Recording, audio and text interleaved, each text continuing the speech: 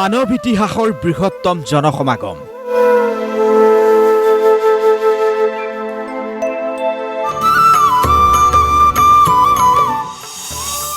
সংগ্ৰাম নগৰী প্ৰয়াগৰাজত 144 বছৰৰ পিছত অনুষ্ঠিত হৈছে মহাকুম্ভ। আৰম্ভণিতে 45 দিনীয়া ধৰ্মীয় এই মহামেলাত প্ৰায় 45 কোটি লোকৰ সমাৱেশ আশা কৰিছিল উত্তৰ প্ৰদেশ চৰকাৰে, কিন্তু অন্তিম মুহূৰ্তলৈ 12 দিন বাকী থকাৰ সময়তে অভিলেখ গঢ়িলে প্ৰয়াগৰাজে।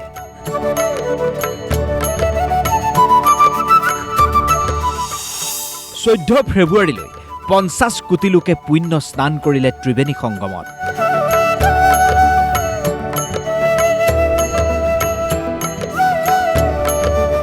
ভাৰত আৰু চীনক বাদ দি বিশ্বৰ যিকোনো দেশৰ মুঠ জনসংখ্যাতকৈ প্ৰায় দুগুণ লোকে সমবেত হয় প্ৰয়াগৰাজত।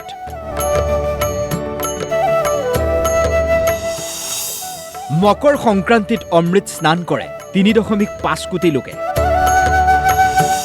মৌনী অমাৱস্যাত স্নান কৰে 4 কোটি লোকে।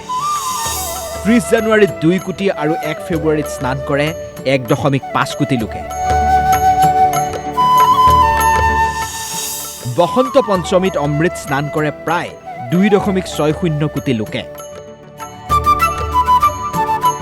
26 ফেব্ৰুৱাৰীত অন্ত পৰিব মহাকুম্ভৰ।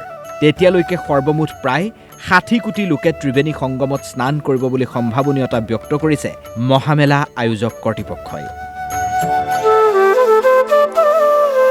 পদপিষ্টৰ ঘটনা বা সঘন দুৰ্ঘটনায়ো হ্ৰাস কৰিব পৰা নাই প্ৰয়াগৰাজমুখী সোঁত। শুকুৰবাৰে নিশাও মিৰ্জাপুৰৰ পৰা প্ৰয়াগৰাজলৈ গৈ থকাৰ সময়ছোৱাত সংঘটিত হয় এক শোকাবহ পথ দুৰ্ঘটনা। যাত্ৰীবাহী বাছ এখনত বলেৰো গাড়ীয়ে খুন্দা মৰাৰ ফলতে থিতাতে নিহত হয় মহাকুম্ভলৈ যোৱা 10 গৰাকী যাত্ৰী আৰু আহত হয় আন 19 গৰাকী যাত্ৰী। Bureau report DY 365।